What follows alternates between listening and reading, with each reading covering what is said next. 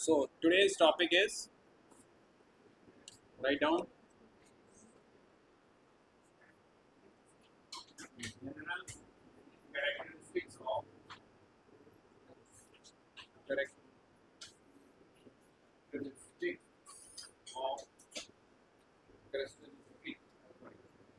properties of bases of bases. हम लोग acids को खत्म कर चुके थे, अब किसको पढ़ना है? बेस के बारे में।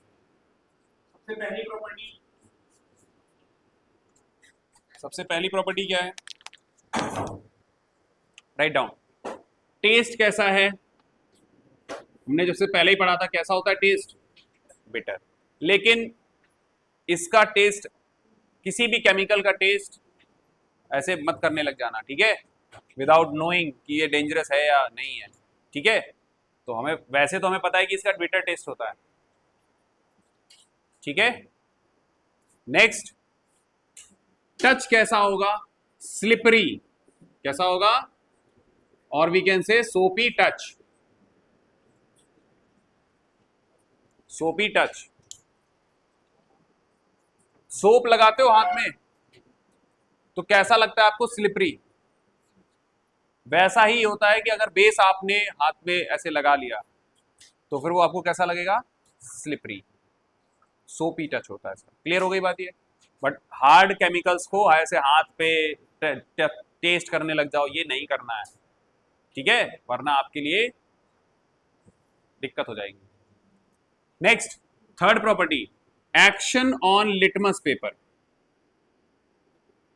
Action on litmus paper. Litmus paper पर बेस का क्या एक्शन होगा? तो अगर रेड लिटमस पेपर है, बोलो, तो बेस ऐड करने पर क्या बन जाएगा? किसमें कन्वर्ट हो जाएगा? ब्लू में। अगर हमने क्या ऐड किया? बेस। ठीक है, क्लियर हो गया यार? Fourth, action on phenolphthalein. Action on phenolphthalein. तो बेस जब फिनोप्थिलीन में ऐड करोगे तो कैसा कलर आएगा? कैसा कलर आता है?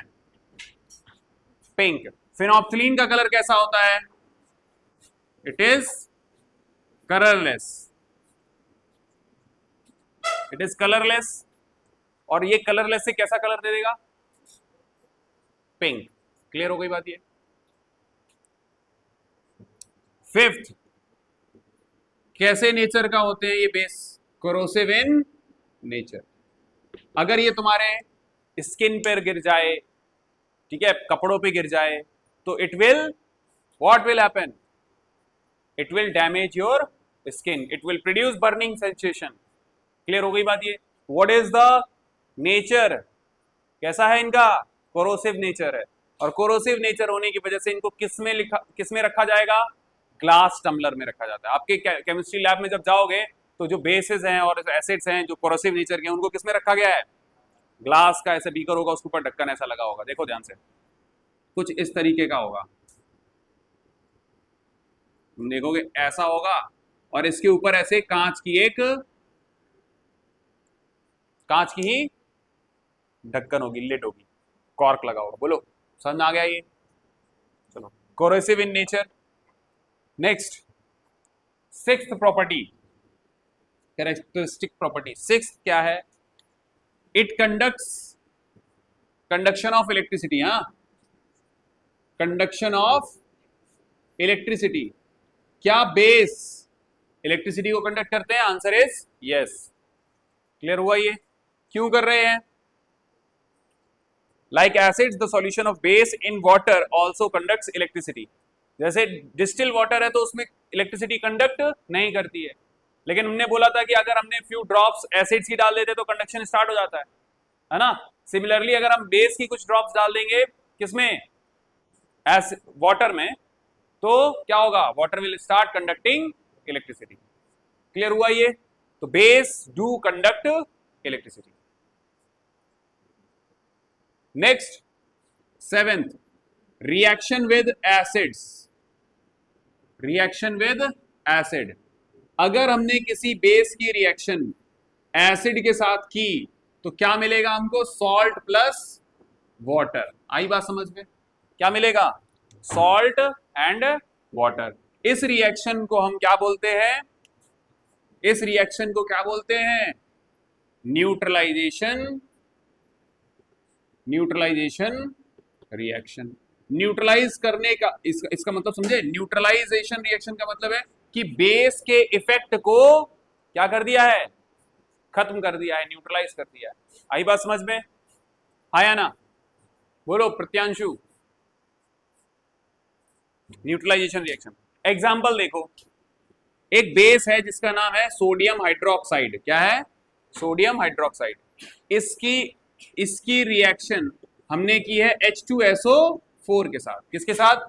H2SO4। H2SO4 कौन सा एसिड है? एक मिनरल एसिड है जिसका नाम क्या है? Sulphuric acid. इसको क्या पढ़ते हैं? Sulphuric acid. इसके साथ जब रिएक्शन करेंगे व्हाट विल हैपन? एक सॉल्ट बनेगा और वाटर बनेगा। सर सॉल्ट कौन सा होगा? जरा ध्यान से देखना। यहां पर सोडियम हाइड्रोक्साइड है तो सोडियम सल्फेट बनेगा। क्या बनेगा? Sodium sulphate. सोडियम सल्फेट का फॉर्मूला क्या है? Na2SO4। और क्या बनेगा?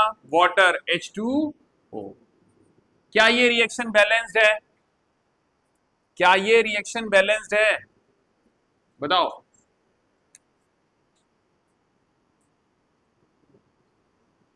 तो this is sodium hydroxide. Sodium hydroxide, इसकी रिएक्शन सल्फ्यूरिक एसिड के साथ करेंगे तो हमको मिलेगा सोडियम सल्फेट। एक सॉल्ट है ये। और क्या मिलेगा? वाटर। ठीक है। रिएक्शन देखो क्या ये बैलेंस्ड है? SO4, यहां पर भी एक SO4 है। Na2 है तो यहां पर 2 लगाना पड़ेगा। अब जरा ध्यान से देखो, ऑक्सीजन 2 हो गए और हाइड्रोजन 2 और 2 4, तो यहां पर 2 का मल्टीप्लाई कर दो। रिएक्शन बैलेंस्ड हो गई। ठीक है। And this is a neutralisation reaction. क्यों? एक बेस है और ये एसिड है, दोनों जब रिएक्ट करेंगे तो सॉल्ट प्लस वाटर बना। इसका इफेक्ट ये एसिड क्या कर देगा? न्यूट्रलाइज कर देगा, खत्म कर देगा। तो न्यूट्रलाइजेशन रिएक्शन आपको समझ में आ गई होगी।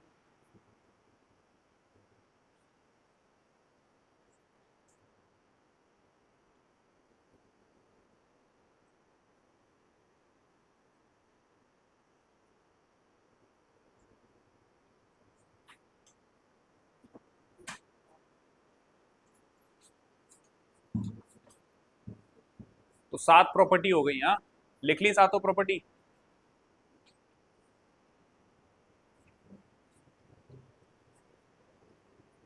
किसी को कोई दिक्कत? लेट क्यों आए? क्या? तो अमरीश तो आया ही नहीं है, तो तुम क्यों लेट थे? साइकिल लेके चला गया। अच्छा। 8th प्रॉपर्टी, तो रिएक्शन विद एसिड समझ में आ गया। अगला लिखो रिएक्शन विद मेटल।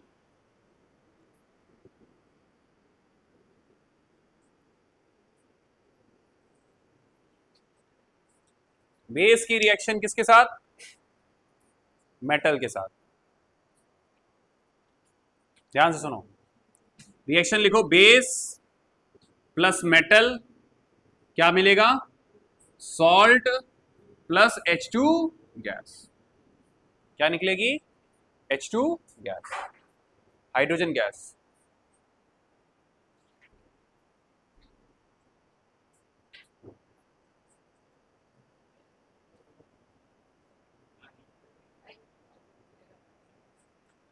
अरे पीछे बैठ जाओ, जगह है, घुसने दो उसको।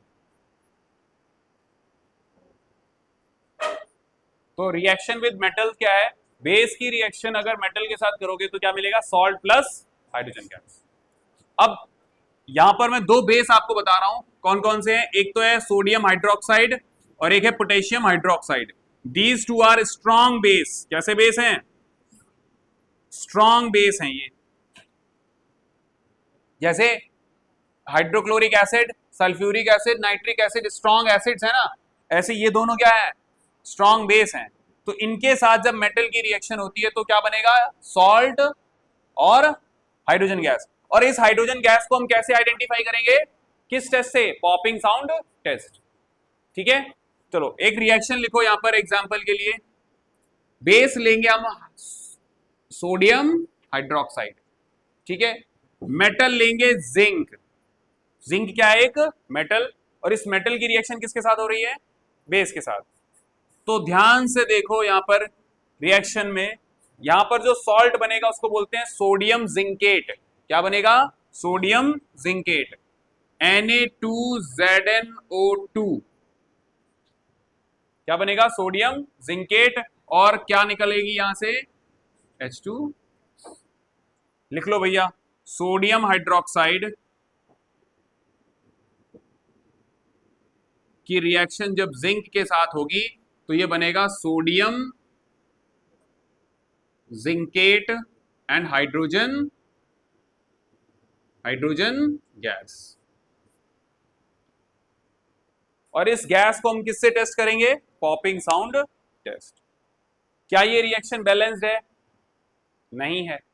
तो देखो जरा क्या नहीं है। यहां पर जिंक एक है, यहां पर भी जिंक एक है। सोडियम यहां दो है, यहां पे दो कर दिए। अब ऑक्सीजन दो है, यहां पर भी दो है। हाइड्रोजन दो है, यहां पर भी दो है। Reaction balanced. ठीक है। अच्छा एक और लिखो इसी के साथ रिएक्शन, बेस की रिएक्शन। एक बेस लो, लिया है सेकेंड, इसका फर्स्ट एग्जांपल ये हो गया। सेकेंड एग्जांपल, NaOH की रिएक्शन हम करेंगे एल्यूमिनियम के साथ। किसके साथ? एल्यूमिनियम। तो एल्यूमिनियम क्या? एक मेटल है, ये एक बेस है। तो बेस की मेटल के साथ रिएक्शन, तो क्या मिलना चाहिए हमको? सॉल्ट। इसका नाम है sodium aluminate. Sodium aluminate, AlO2 plus H2। ये हो जाएगा सोडियम हाइड्रोक्साइड की रिएक्शन एल्यूमिनियम के साथ। क्या मिलेगा? Sodium aluminate plus hydrogen.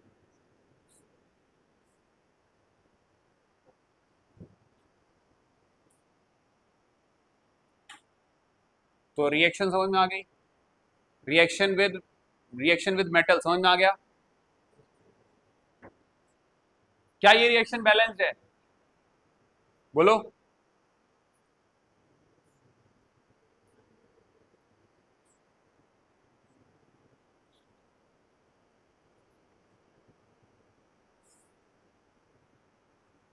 अच्छा एक और चीज यहां पे ऐड करनी पड़ेगी, प्लस वाटर। अब हो जाएगी। चलो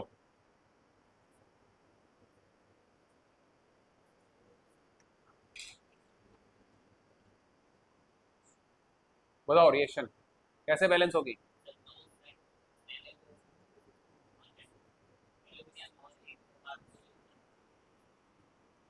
यहां पर टू, एल्यूमिनियम में टू, इस साइड टू, यहां पर थ्री।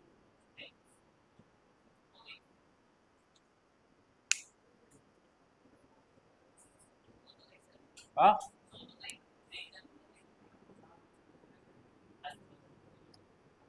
ठीक है, हो गई बैलेंस।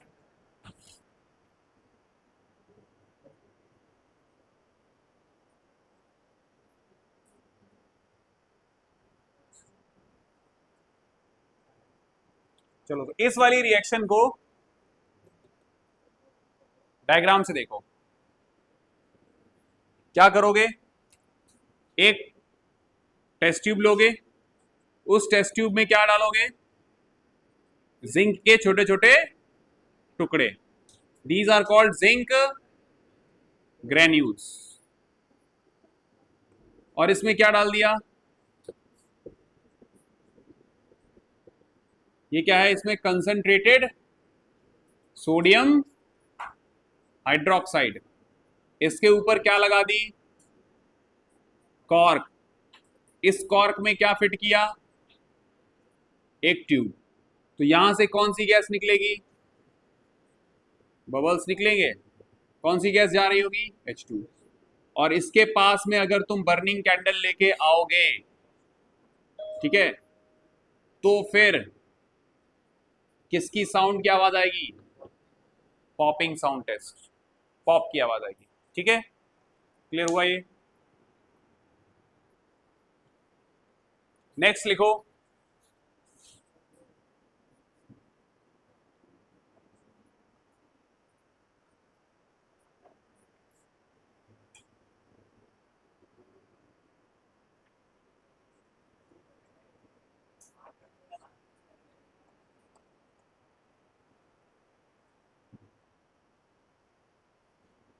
रिएक्शन विद मेटल हो गया।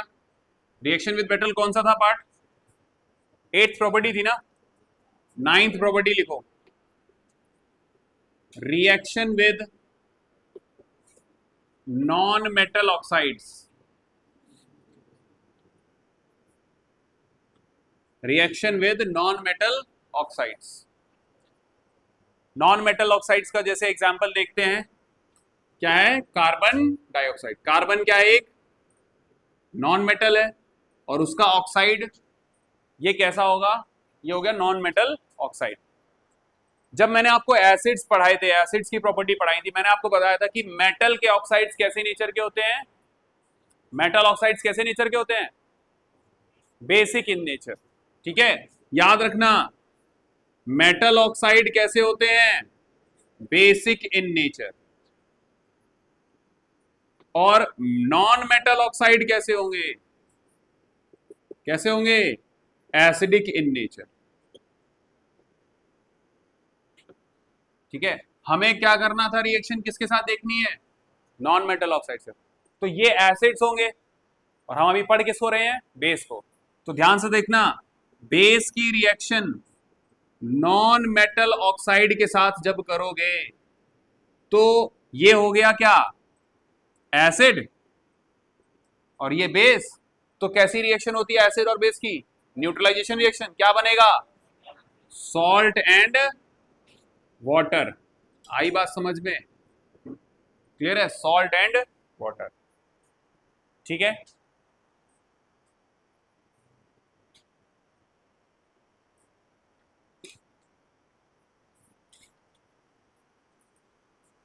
Salt and water. एग्जाम्पल देखो, एक बेस है जिसको हम बोलते हैं कैल्शियम हाइड्रोक्साइड। ठीक है, ये एक बेस है calcium hydroxide plus CO2। CO2 क्या है, नॉन मेटल ऑक्साइड। तो जब इसकी रिएक्शन होगी तो क्या बनेगा, बोलो, CaCO3 प्लस H2। तो ये है लाइम वाटर, जो कि एक बेस है।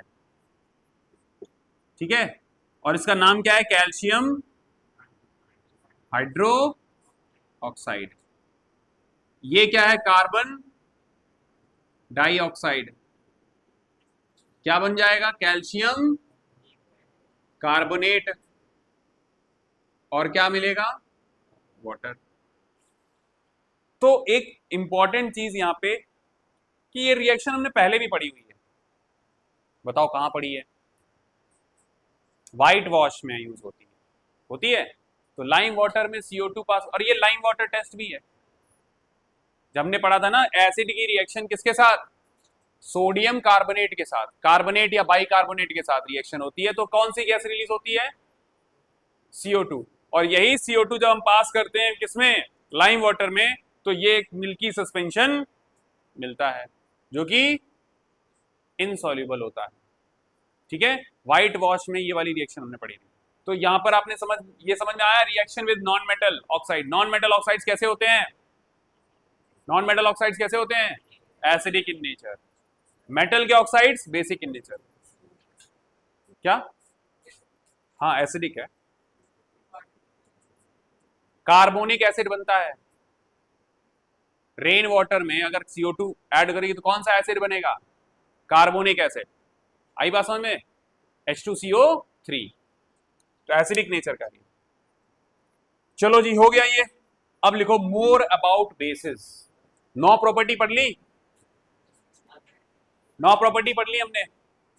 सीक्वेंस में बता सकते हो? बिटर इन टेस्ट, पहला बिटर इन टेस्ट, फिर soapy and slippery touch, reaction with litmus paper, तो it will turn the red litmus paper into blue litmus paper. Phenolphthalein को पिंक कर देगा। मिथाइल ऑरेंज का और लिख लो वहीं पे, एक चीज छूट गई है। It will turn the orange colour of methyl orange into yellow colour. कैसा कलर हो जाएगा? येलो। तो मिथाइल ऑरेंज का लिख लो, 10th लिख लो, यहाँ पे 10th कर लो, 10th लिख लो। एक चीज छूट गई, 10th वाली एक प्रॉपर्टी छूट रही है, जिसमें मिथाइल ऑरेंज का साथ अगर आप लोग कलर इंडिकेटर है ना, तो मिथाइल ऑरेंज के साथ अगर मिथाइल ऑरेंज में आपने क्या ऐड किया? बेस, तो ऑरेंज कलर से कैसा कलर हो जाएगा? येलो। ठीक है। इसके बाद फिनोप्थिलीन का हमने बताया, फिनोप्थिलीन का होता है कलरलेस, बट उसका पिंक कलर आ जाएगा। ठीक है। फिर हमने पढ़ा कि ये कोरोसिव नेचर के होते हैं, दे कंडक्ट इलेक्ट्रिसिटी। वाटर में अगर आप फ्यू ड्रॉप्स, डिस्टिल वाटर में फ्यू ड्रॉप्स डालोगे सोडियम हाइड्रोक्साइड की, तो क्या होगा? That water will start conducting electricity. ठीक है। फिर और क्या पढ़ा? Reaction with acids, reaction with acid, तो बेस की रिएक्शन जब एसिड के साथ करोगे तो कौन सी रिएक्शन होती है? Neutralisation reaction. और न्यूट्रलाइजेशन रिएक्शन में एसिड प्लस बेस या base plus acid is equal to salt plus water. इसके बाद पढ़ा हमने रिएक्शन विद मेटल्स, क्या बनेगा? Salt plus hydrogen gas. Hydrogen gas को पॉपिंग साउंड टेस्ट से चेक करेंगे। तो हमने 2 पढ़े हैं, एक तो पढ़ा है जिंक के साथ रिएक्शन, दूसरी पढ़ी एल्यूमिनियम के साथ। तो सॉल्ट बनेगा, एक में क्या बनता है? सोडियम जिंकेट, और एक में बनता है सोडियम एल्यूमिनेट। क्लियर हो गई बात ये? तो सोडियम हाइड्रोक्साइड की रिएक्शन एल्यूमिनियम प्लस H2O के साथ करोगे तो ये याद रखना, यहाँ एक H2O और ऐड करना। ठीक है। चलो फिर इसके बाद हमने पढ़ा कि मेटल, नॉन मेटल के ऑक्साइड्स एसिडिक नेचर के होते हैं, उनके साथ, अब वो एसिडिक है तो बेस के साथ रिएक्शन में क्या होगा? न्यूट्रलाइजेशन रिएक्शन होगी। अब लिखो मोर अबाउट बेस, टॉपिक डालो more about base.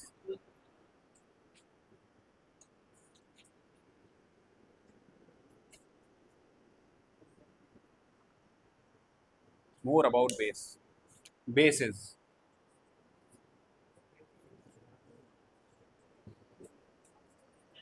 So what is the nature of base? What do all bases have in common? And what is the definition of base? ध्यान से सुनना। तो मैं यहां पर कुछ बेस लिख रहा हूं, NaOH, KOH, ठीक है, और ammonium hydroxide MgOH whole twice. ठीक है। दीज आर ऑल बेसेस, ये स्ट्रॉन्ग बेसेस हैं। ठीक है। जब इनको हम ऐड करेंगे वाटर में, ठीक है, तो क्या बनेगा? Na प्लस और OH माइनस, तो it will dissociate in the water and give OH minus ion. आई बात समझ में? तो जैसे एसिड को जब हम वाटर में डाल रहे थे तो क्या निकल रहे थे? H प्लस आयंस, तो बेस में क्या निकलते हैं? OH माइनस आयंस निकलेंगे। आई बात समझ में? तो what do have all common? OH OH OH OH। तो बेसिस में सब में क्या निकल रहा है? OH minus. क्लियर हो गई बात ये? अच्छा, इसको भी वाटर में जब डालोगे तो क्या बनेगा? K प्लस, बोलो, एंड OH माइनस। इसको वाटर में जब ऐड किया जाएगा तो बनेगा NH4 प्लस और OH माइनस। इसको वाटर में ऐड करोगे MgOH होल ट्वाइस, तो क्या बनेगा? Mg2+ एक्वस एंड OH-, वो भी कितने, 2। ठीक है, बोलो। तो इन सभी में कॉमन क्या है, क्या कॉमन है, OH-।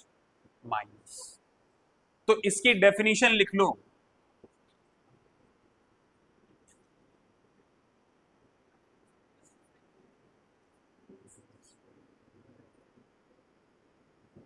Arrhenius definition of base,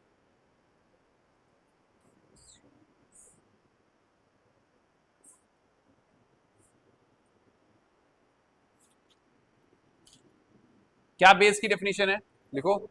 a base is a substance, a base is a substance which when dissolved in which when dissolved in water gives OH- ions।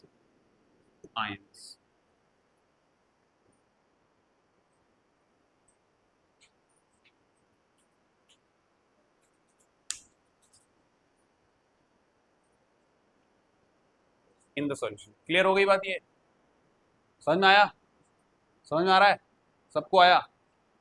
जब वाटर में डालोगे बेस को तो क्या मिल रहा है आपको, OH-। तो क्या सभी केमिकल्स OH, जिसमें भी OH होगा वो सारे देंगे क्या OH-? हाँ, नहीं। जैसे कि हमारे पास एक केमिकल सब्सटेंस है C2H5OH, या ऐसे लिखो या लिखो CH3CH2OH। अच्छा, C2 मतलब एक ये C और एक ये C2 हो गया। H5 का मतलब ये हो गया 3 और ये 2 5, और OH।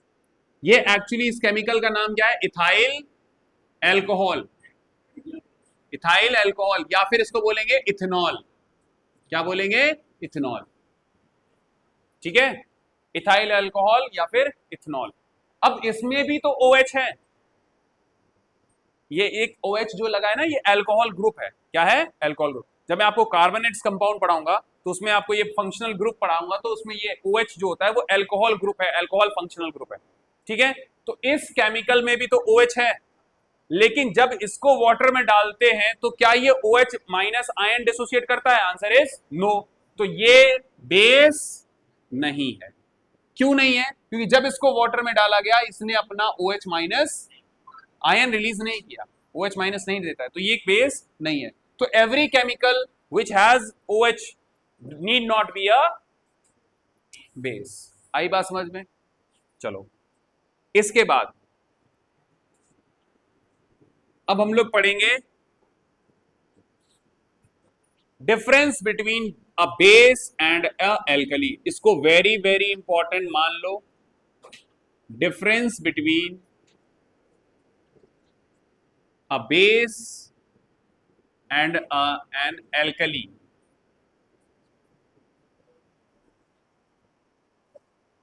बेस और एल्कली में क्या डिफरेंस है, ये पढ़ेंगे।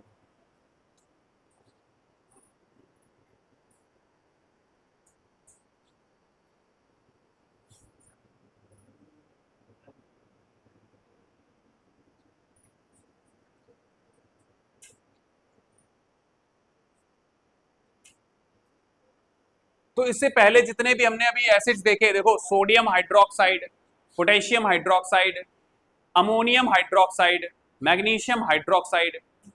ठीक है, तो हमने देखा कि ये जो sodium hydroxide, potassium hydroxide, these are the hydroxides of metal. ठीक है, तो याद रखना इस बात को, हाइड्रो ऑक्साइड्स ऑफ मेटल्स क्या होते हैं, बेस होते हैं। एग्जाम्पल अभी आपने देखा KOH, NaOH, MgOH whole twice, है ना, CaOH whole twice, these all are hydroxide of metal. देखो कैल्शियम मेटल है ना, बोलो, मैग्नीशियम मेटल है, सोडियम, सोडियम पोटेशियम। और हमने क्या पढ़ा,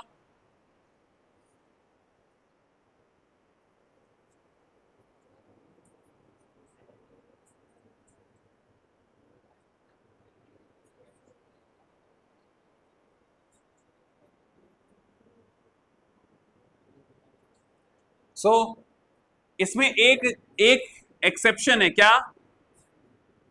अमोनियम हाइड्रोक्साइड। इसका नाम क्या है?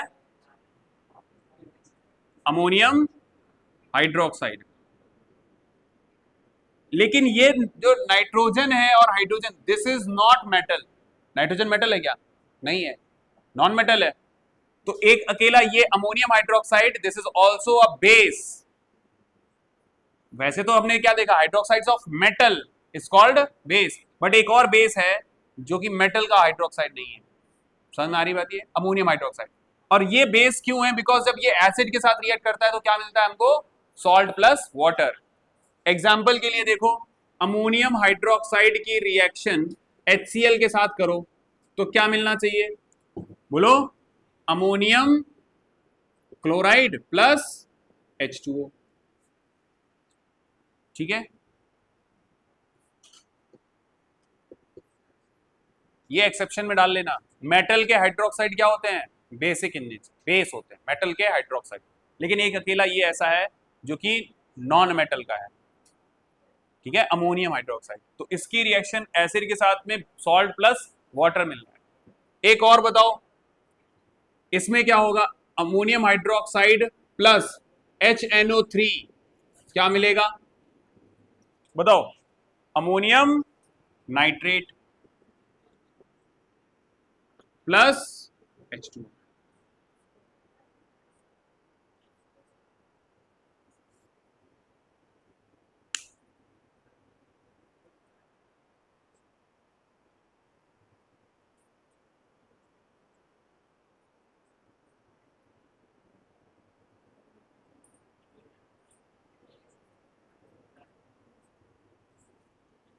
बोलो, इतना समझ में आया? मेटल के हाइड्रोक्साइड्स क्या होते हैं? बेस होते हैं। कुछ और एग्जांपल मैं आपको लिखवा रहा हूं यहां पे, ध्यान से देखना। ये हो गए MgOH हो गया, हाँ, calcium oxide, magnesium oxide, copper oxide, these are also base. क्या है ये? बेस। सर बेस क्यों है? मेटल के ऑक्साइड, ये मेटल है और उसका ऑक्साइड, तो मेटल के ऑक्साइड्स कैसे नेचर के होते हैं? Basic in nature. Non metal के ऑक्साइड्स कैसे होते हैं? Acidic in nature.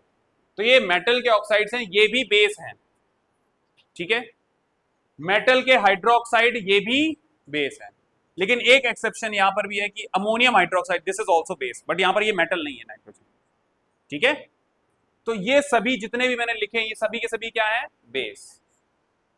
तो मेटल के हाइड्रोक्साइड, मेटल के ऑक्साइड्स ये बेस होते हैं, और एक ये अमोनियम हाइड्रोक्साइड ये भी बेस है। इतनी बात समझ में आ गई?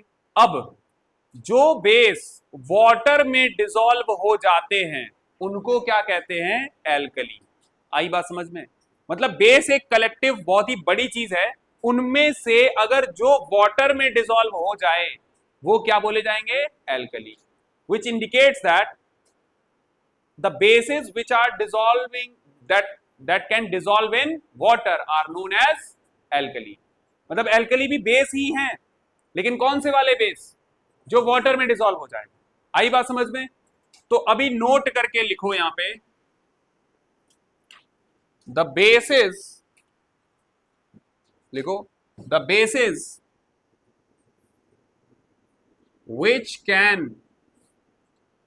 which can be dissolved in water are known as alkalis। क्या बोलते हैं उनको? alkalis।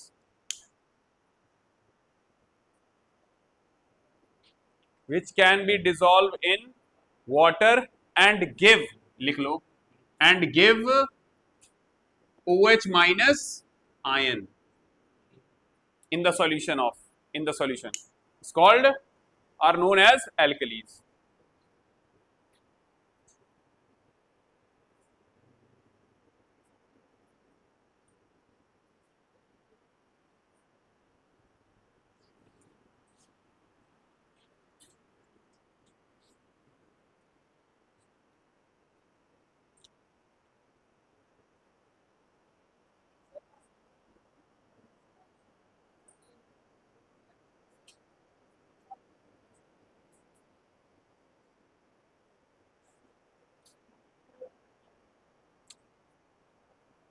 हम कह सकते हैं कि वाटर सॉल्युबल बेस क्या होते हैं? Alkalis. Water soluble base are known as alkali. अभी मैंने कौन कौन से लिखवाए थे? Calcium oxide, magnesium oxide, copper oxide, copper oxide और NaOH, KOH, और कौन से लिखवाए? KOH, magnesium hydroxide, ammonium hydroxide, CaOH whole twice. ठीक है, all these are bases and ये सभी के सभी वाटर सॉल्युबल है, सभी के सभी वाटर सॉल्युबल है। They are also known as alkalis except this thing, this is not alkali। क्यों नहीं है ये alkali? Except copper 2 oxide, this is not alkali because it is not soluble in water। copper 2 oxide, ठीक है, this is not, ये इसको बोलते हैं कॉपर ऑक्साइड। ऐसा क्यों? कॉपर ऑक्सीजन का ये, तो क्या बनेगा बोलो? ये वाटर में सॉल्युबल नहीं है, तो ये एल्कली नहीं है, बाकी सारे एल्कली है। आई बात समझ में? समझ में आ रहा है? ठीक है, बाकी ये बेस बोला जाएगा, लेकिन ये बेस वाटर में सॉल्युबल नहीं है, इसलिए ये एल्कली नहीं है, बाकी सारे बेस एल्कली हैं। अब यहां से एक नोट, एडिशनल नोट यहां पे लिखो, एक note, all alkalis are base. जितने भी एल्कलीज होंगे वो क्या होंगे? बेस होंगे। समझ में आ रही बात? ये all alkalis are base, but all bases are need not be alkali। सभी बेस एल्कली नहीं हो सकते। जैसे कि यहां पर देखो, ये बेस तो है बट एल्कली नहीं है। क्लियर हो गई बात ये? लेकिन सारे एल्कली बेस होंगे, and every base need not be a alkali.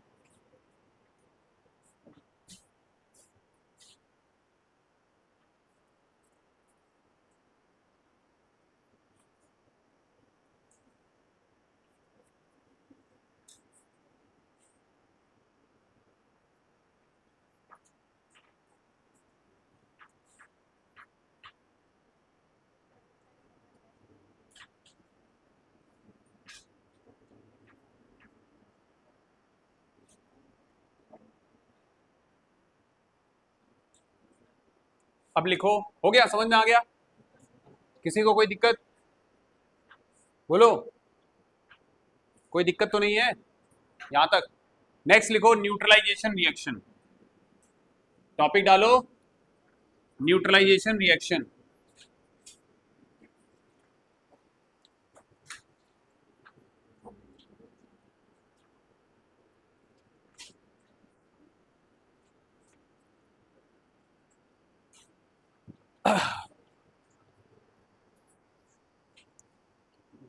Gajendra बताओ, एल्कलीज क्या होता है?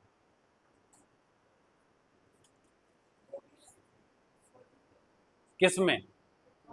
वाटर में। उनको क्या बोलते हैं? एल्कली। क्या सारे बेस एल्कली होते हैं? सारे बेस एल्कली होते हैं? यस। नहीं होते हैं? तो कौन सा नहीं है? कौन सा नहीं है? Copper oxide. अभी पढ़ाते जा रहे हैं, भूलते चले जा रहे हो, पता नहीं तुम लोगों का दिमाग कैसा है। क्या हुआ? कोई डाउट है? डाउट है? क्या है डाउट? बताओ।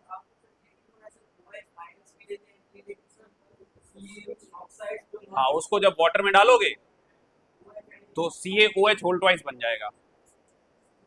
फिर जब वो वाटर में डिसोशिएट होगा तो OH माइनस देगा। जब मैग्नीशियम ऑक्साइड है उसको वाटर में डालोगे तो क्या बनेगा, MgOH होल ट्वाइस। अब वो बेस है, बेस बन गया, जब उसको डिसोशिएट करेगा वो क्या बनेगा, OH माइनस देगा।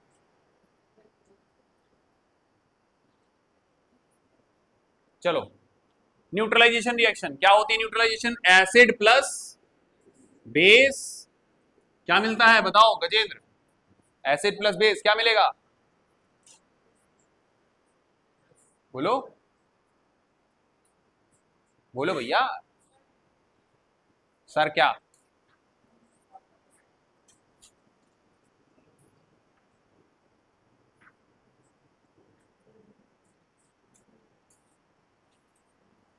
बोलो,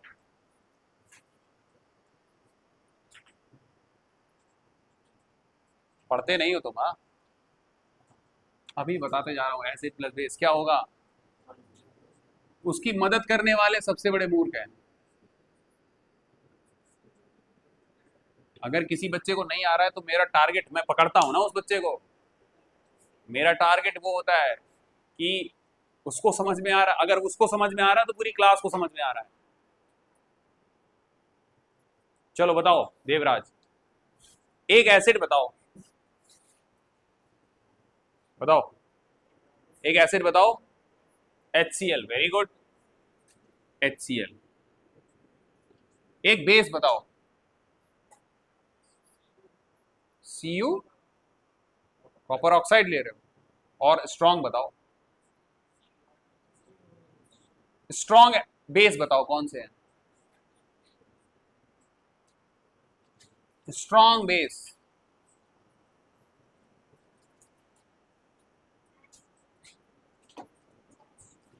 NaOH। ये एक एसिड है, ये एक बेस है, ध्यान से सुनना, यहां से ये Na क्या बनेगा, NaCl मिल गया, और ये OH और H प्लस आयन क्या बनेगा, H2। समझ में आया ये, हाँ या ना, बोलो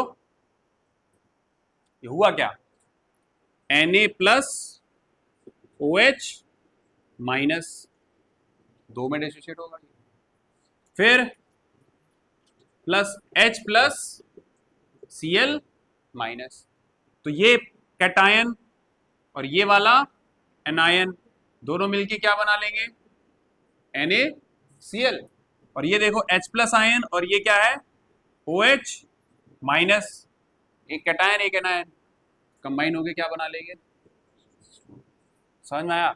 और ये दोनों एक दूसरे के इफेक्ट को क्या कर रहे हैं, कैंसल आउट, न्यूट्रलाइज कर रहे हैं, इसीलिए इसका नाम क्या है, न्यूट्रलाइजेशन रिएक्शन।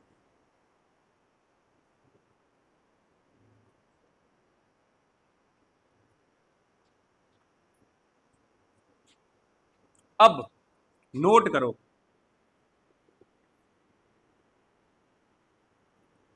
जैसे मैंने आपको बताया था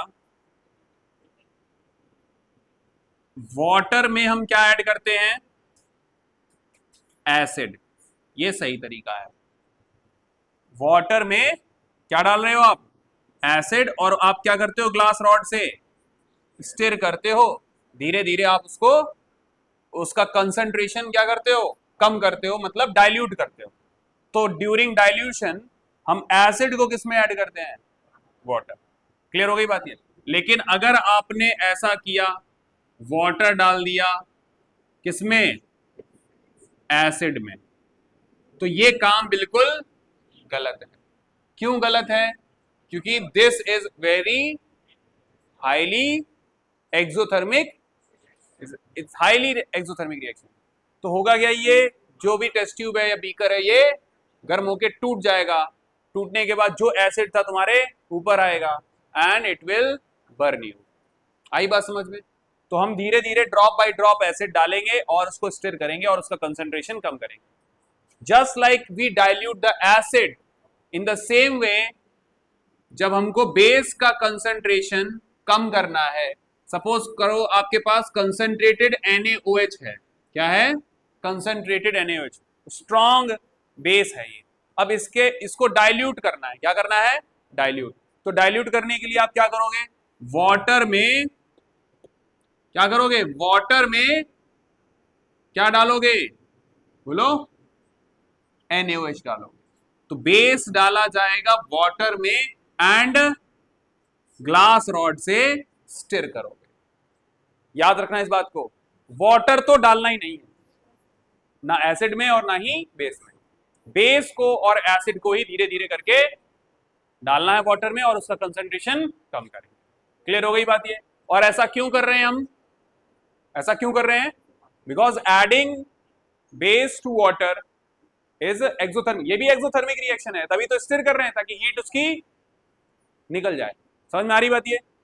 और अगर मैंने वाटर को बेस में डाला तो इतना हाईली एक्सोथर्मिक रिएक्शन होगी कि वो जो कंटेनर है वो गर्म होके टूट सकता है, चटक सकता है, और वो सारा का सारा बेस आपके ऊपर आएगा। ऊपर आने फिर आपके कपड़ों पे खराब करेगा, आपकी स्किन पे गिर गया तो आपको स्किन को डैमेज करेगा। समझ में आ रही बात ये? क्लियर हो गया ये?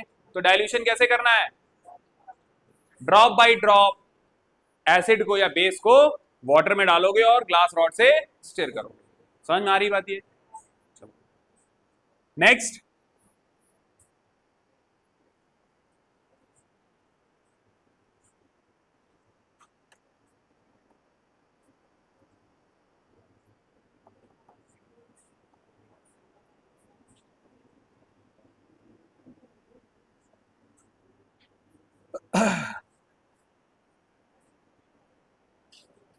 लिखो, टॉपिक डालो,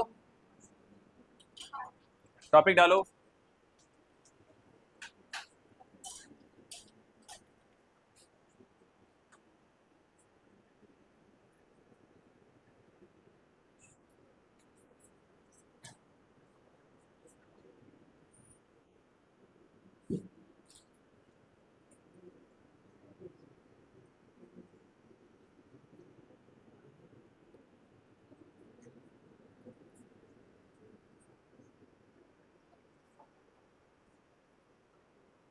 caustic soda and caustic potash, ठीक है? These are the common name of sodium hydroxide and potassium hydroxide। तो ये हाइड्रोक्साइड मतलब समझ गए ना, ये बेस है, और बेस के लिए वर्ड क्या यूज किया जा रहा है यहाँ पे? कॉस्टिक। सोडा वर्ड किधर से आया है? सोडियम है इसलिए, तो caustic soda and caustic potash, caustic soda and caustic potash, these are the common names of, याद रखना, these are common names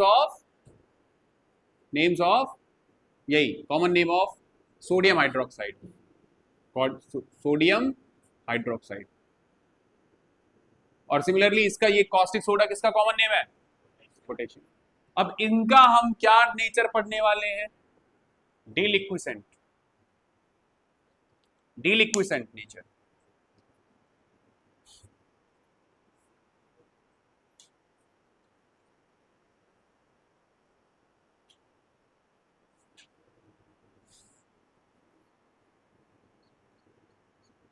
तो इनके पास एक प्रॉपर्टी है, क्या प्रॉपर्टी है? They absorb large amount of moisture from the air, they absorb the large amount of moisture from the air। तो इसी प्रॉपर्टी को हम क्या बोलते हैं? Deliquescent nature of caustic soda. लिखो, they have the property of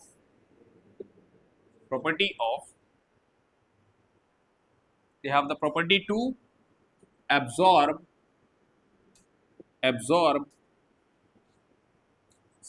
such a large amount of moisture from the air, amount of moisture from the air।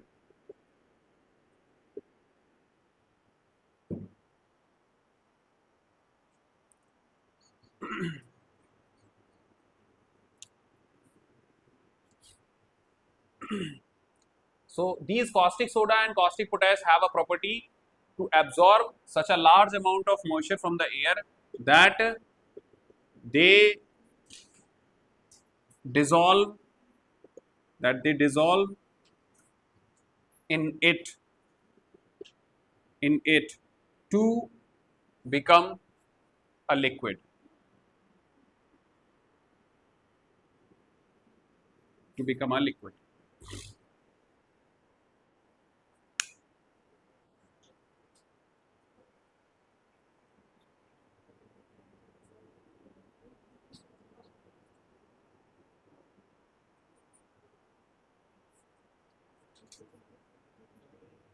तो ये लिक्विड बन जाते हैं किसको एब्जॉर्ब करके? किसको एब्जॉर्ब करके? Moisture. And this property is called deliquescent nature of caustic soda and caustic potash. अब लिखो uses of some common base. Uses of common base. Uses of some common bases.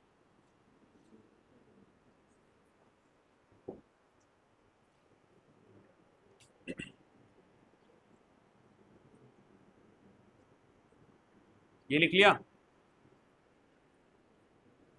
चलो इस साइड लिखेंगे name, commercial name, chemical formula, and here we use uses. ये table बना लो. Number 1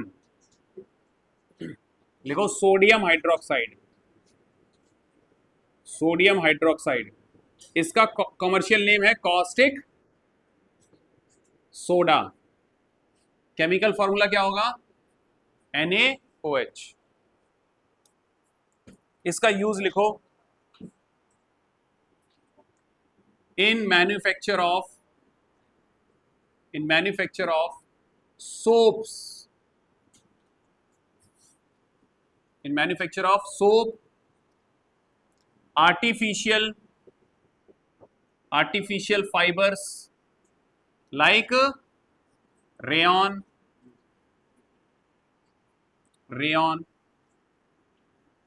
and in paper industry.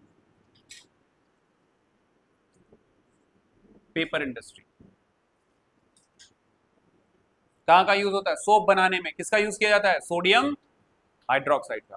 क्योंकि ये जो soap होते हैं ये हाइड्रोकार्बन्स के लॉन्ग चेन हाइड्रोकार्बन्स है. सोडियम, उसमें सोडियम सॉल्ट्स हैं. ये sodium salts of long chain hydrocarbons. ये 4th चैप्टर में आप लोग पढ़ोगे जब आपको सोप एंड डिटर्जेंट पढ़ाऊंगा. तो आप देखोगे कि वहां पे सोडियम सॉल्ट और पोटेशियम सॉल्ट्स होते हैं. तो ये सोडियम हाइड्रोक्साइड यूज किया जाता है जब सोप बनाया जाता है. ठीक है. Next is potassium hydroxide. Potassium hydroxide का क्या नेम है? बताओ गजेंद्र, बोलो. Caustic potash. क्या होगा केमिकल फॉर्मूला? KOH. एंड इसको भी हम लोग किस में यूज करते हैं? सोप बनाने में. In manufacture of soap, comma, in nickel, iron, storage battery इनमें यूज करते हैं. And for absorbing the CO2. जब मैंने आपको ध्यान से जरा दिमाग लगाओ, थोड़ा जोर डालो दिमाग पे. जब मैंने आपको पढ़ाया था what are the essential conditions for the photosynthesis पढ़ाई थी. तो एक पढ़ाया था क्या? सनलाइट होना जरूरी है. दूसरा क्लोरोफिल होना जरूरी है. तीसरा मैंने बताया था कार्बन डाइऑक्साइड होना जरूरी है। फिर उस जब मैंने कार्बन डाइऑक्साइड होना जरूरी है तो उसमें एक एक्सपेरिमेंट करवाया था जिसके अंदर टम्बलर के अंदर मैंने क्या भर रखा था, KOH। याद करो जरा ये वाला डायग्राम, एक आपने इस तरीके से आना, एक कॉर्क था इसके अंदर पत्ती फंसा दी थी और इसके अंदर क्या भर रखा था, KOH। तो ये KOH करेगा इस टम्बलर के अंदर जितनी CO2 होगी उसको क्या कर लेगा, एब्जॉर्ब कर लेगा। याद आया, पोटेशियम हाइड्रोक्साइड, क्लियर हो गया। तो पोटेशियम हाइड्रोक्साइड क्या करता है, CO2 को एब्जॉर्ब करता है। तीसरा लिखो कैल्शियम हाइड्रोक्साइड, कैल्शियम हाइड्रोक्साइड, इसको हम लोग बोलते हैं स्लेक्ड लाइम। क्या बोलते हैं, स्लेक्ड लाइम। फॉर्मूला क्या है इसका, CaOH whole twice, CaOH whole twice. इसका मैन्युफैक्चर किस में करते हैं, सॉरी, इसका manufacture, it is used in the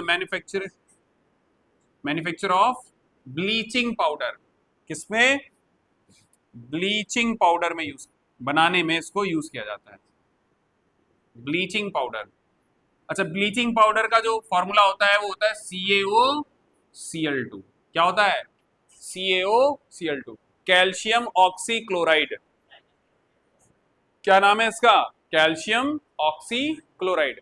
तो ये जो ब्लीचिंग पाउडर है, ब्लीचिंग पाउडर जानते हो ना किसमें यूज किया जाता है, कोई चीज को ब्लीच करना है, उसका कलर उड़ाना है, तो जो पेपर इंडस्ट्री होती है उसमें जो वुड पल्प होता है उसको ब्लीच किया जाता है।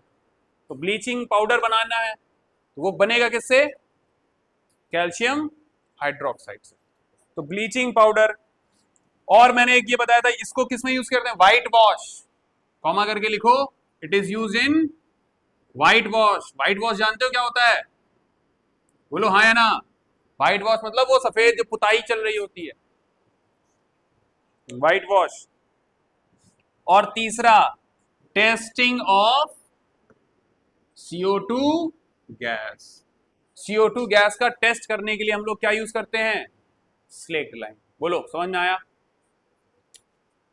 फोर्थ, हाँ बोलो, क्या, वो अलग है, उस वो अलग है। Fourth, magnesium hydroxide, magnesium hydroxide. Magnesium hydroxide को हम लोग क्या बोलते हैं, मिल्क ऑफ मैग्नीशिया। क्या है फॉर्मूला इसका, MgOH होल ट्वाइस। अच्छा, मिल्क ऑफ मैग्नीशिया का कहां काम है बताओ, यूज कहां पे है, जितने भी ये एंटासिड्स बनते हैं, एंटासिड्स मतलब जब एसिडिटी हो जाती है ना पेट में, तो क्या हम लोग कुछ ऐसा सिरप वगैरह पीते हैं, सिरप जैसा, उसके अंदर क्या होता है, मिल्क ऑफ मैग्नीशिया। तो ये हो गया, it is used as antacids. Antacid का मतलब एंटी एसिड, आ गई बात समझ में। तो जब हमारे पेट में इंडाइजेशन होता है, इंडाइजेशन का मतलब समझे ना, खाना पचा नहीं, तो अब पचाने के लिए पेट क्या करेगा, more and more HCl release करेगा, और ज्यादा HCl आ जाएगा तो फिर आपको खट्टी डकार आना स्टार्ट हो जाती है, तो वो क्या होती है, एसिडिटी हो गई। एसिडिटी हो गई तो आपको जलन होती है अंदर पेट में, अजीब सा लगता है, तो आप क्या करोगे, उसको न्यूट्रलाइज करोगे। अब न्यूट्रलाइज करने के लिए हम NaOH तो पी नहीं लेंगे NaOH पी लिया क्या पियोगे, milk of magnesia. Milk of magnesia जब पियोगे तो ये बेस है, और अंदर जो प्रोड्यूस हो रहा है वो कौन सा है, एसिड HCl है, तो उसको क्या करेगा, ये न्यूट्रलाइज कर देगा और क्या बनाएगा, salt and water, and it will relieve you from acidity. Clear हो गई बात ये। नेक्स्ट एक और लिखो, अमोनियम हाइड्रोक्साइड।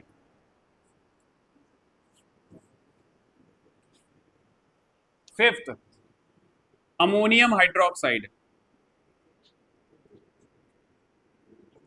ऐसा जिसका कोई केमिकल कॉमर्शियल नेम नहीं है, लेकिन इसका फॉर्मूला क्या है, NH4OH, अमोनियम हाइड्रोक्साइड।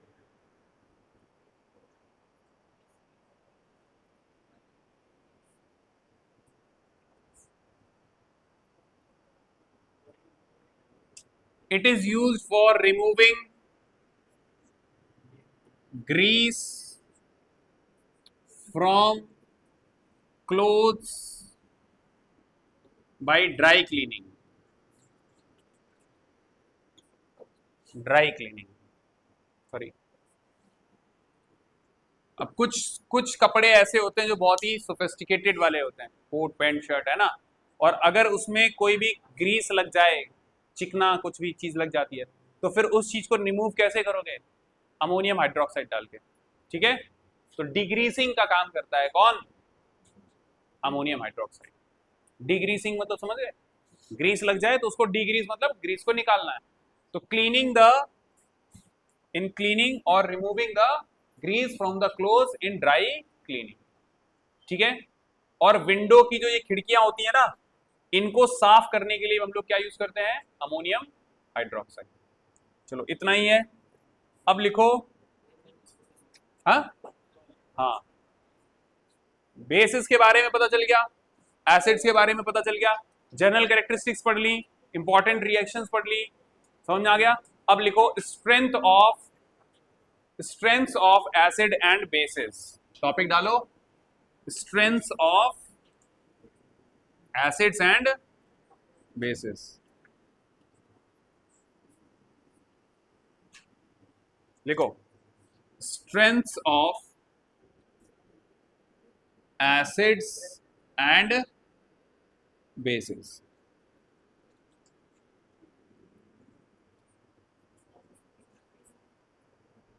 मैंने आपको सबसे पहले स्ट्रेंथ का मतलब समझ रहे हो, कितनी स्ट्रेंथ है, कितना पावर है।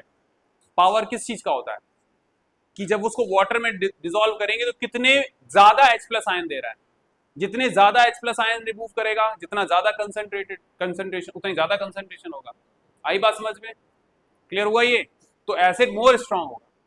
तो सबसे पहले हम लोग बात करेंगे एसिड की। एसिड में दो टाइप के होंगे एसिड, एक होंगे स्ट्रांग और एक होंगे वीक। स्ट्रांग एसिड्स में लिखो, सबसे पहला कौन सा है? HCl। फिर कौन सा है? H2SO4। एक है HNO3, नाइट्रिक एसिड। तीनों के नाम याद रखना। इसका नाम क्या है? Hydrochloric acid. इसका नाम क्या है? Sulphuric acid. और इसका नाम क्या है? Nitric acid.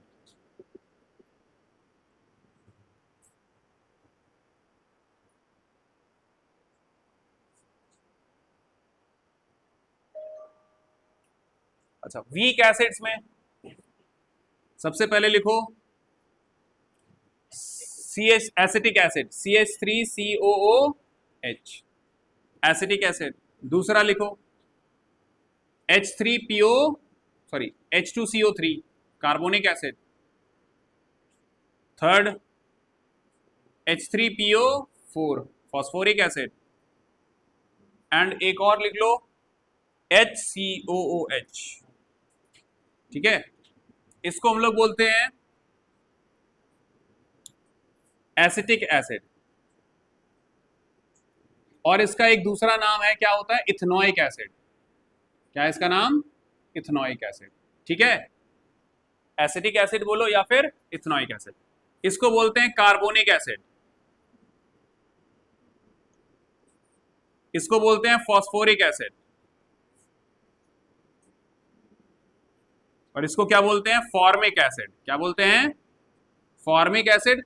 और इसका केमिकल नेम क्या हो जाएगा? मिथेनॉइक acid.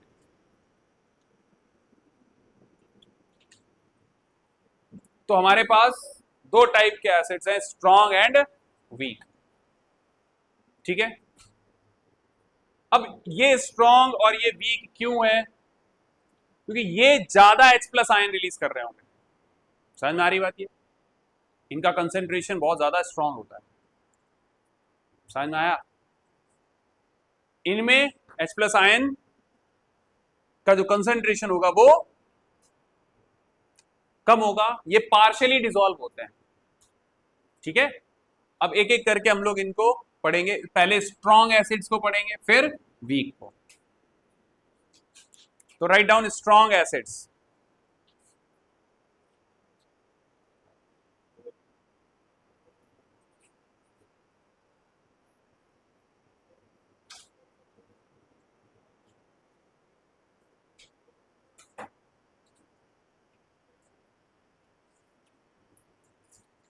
Strong acids. Number 1 HCl। जब HCl को तुम वाटर में डालोगे, किसमें डालोगे? वाटर में, तो it completely dissociate into H plus ions and Cl, and it produce a large number of H plus ion in the water। आई बात समझ में? तो HCl H plus ion completely dissociate हो जाएगा और ये कई सारे H plus ion रिलीज करेगा। समझ में आ रही बात? ये जब HCl आपने एक टेस्ट ट्यूब में लिया और धीरे धीरे उसको वाटर में डाला और ग्लास से स्टर किया, तो उस ग्लास में जो वाटर था ना, उसमें बहुत सारे H plus ions हो जाएंगे। ऐसा क्यों हो रहा है? Because HCl is very strong acid. और एक बात याद रखना, यहां पर सिंगल एरो रहेगा। कैसा रहेगा? Single arrow. ये बात समझ में आ रही है? स्ट्रॉन्ग एसिड्स में यहां पर सिंगल एरो होता है। एक और है हमारे पास, कौन सा? H2SO4। जब इसको वाटर में डालोगे तो क्या होगा? सिंगल एरो बनाओगे। बातें नहीं पीछे। क्या मिलेगा? H प्लस और SO4 2-। अच्छा, यहां पर देखो, यहां पर कितने हैं? 2H है ना, तो यहां पर क्या लिखा जाएगा? 2H plus ion. एक मॉलिक्यूल कितने निकालेगा? 2H plus ion. फिर है HNO3।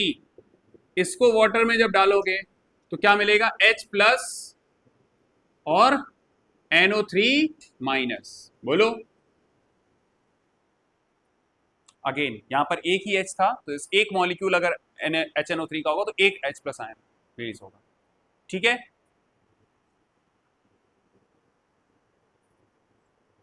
तो यहां पर मैं एक चीज डिफाइन करना चाहता हूं इन केस ऑफ एसिड्स। ठीक है, एक चीज होती है जिसको हम लोग बोलते हैं बेसिसिटी। क्या होती है? बेसिसिटी। एसिड में क्या डिफाइन करा जाएगा? बेसिसिटी।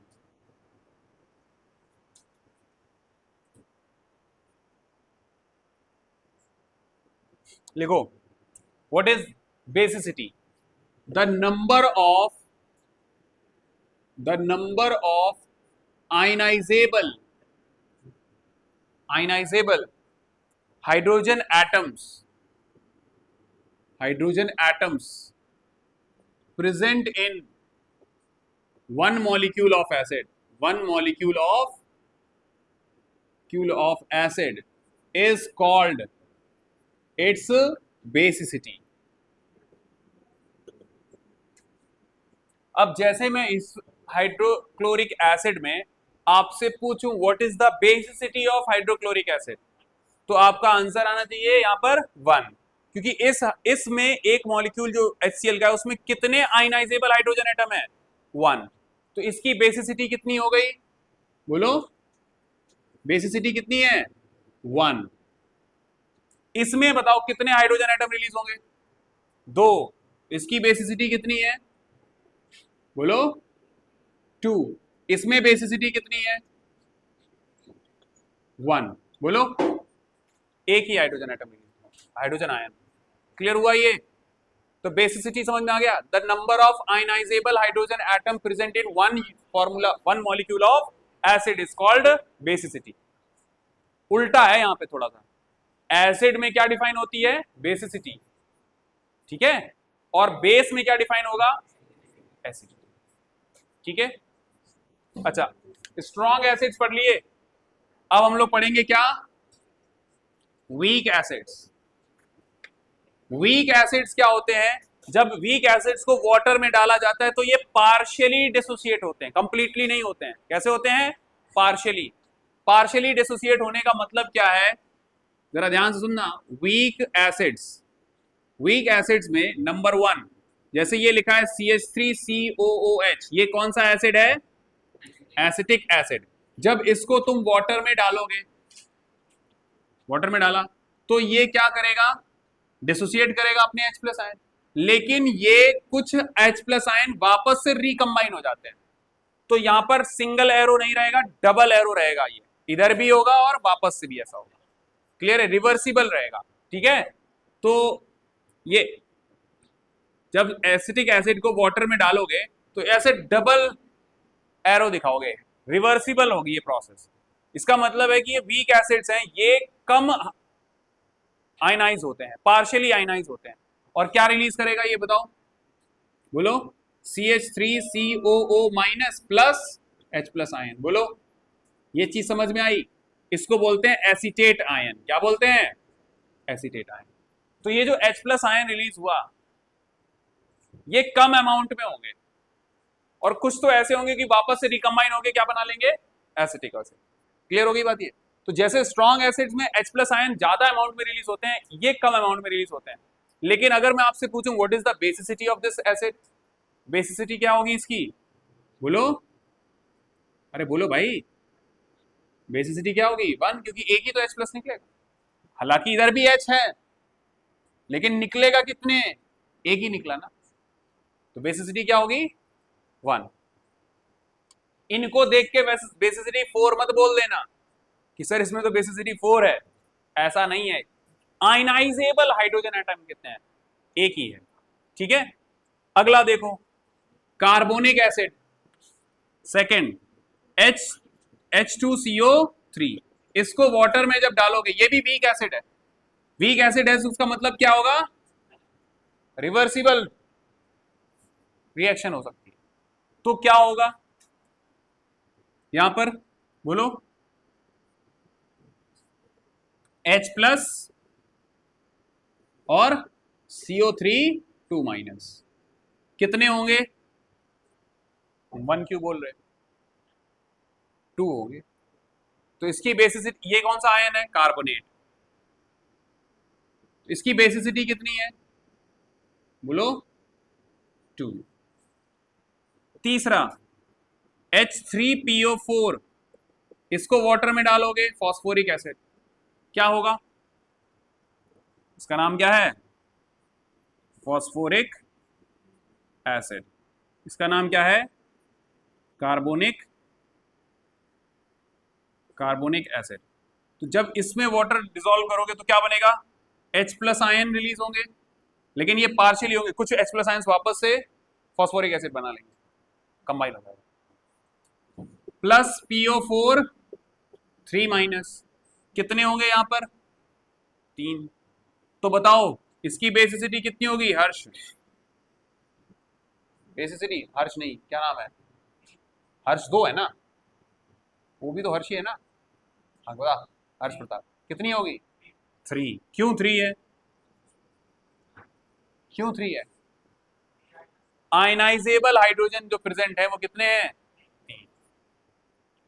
इसके बाद लिखो फोर्थ HCOOH, इसको बोलते हैं फॉर्मिक एसिड और या फिर मिथेनोइक एसिड। इसको वाटर में डालोगे तो क्या होगा, रिवर्सिबल हो सकता है, पार्शियली डिसोसिएट करेगा, क्या बनेगा जरा देखो, HCOO minus plus H plus ion. ये वाला जो होता है ना, ये डिसोसिएट होगा, ठीक है। इसको बोलते हैं, ये एसीटेट था, और इसको बोलते हैं फॉर्मेट आयन। क्या बोलते हैं, फॉर्मेट आयन, फॉर्मेट आयन। और इसकी बेसिसिटी कितनी है, बेसिसिटी इसकी कितनी है, 1।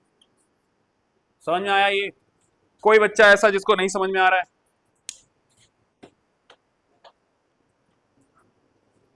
अच्छा, अब बेसिसिटी अगर 1 है, अगर एक चीज नोट कर लो यहां पे, दैट इफ बेसिसिटी इज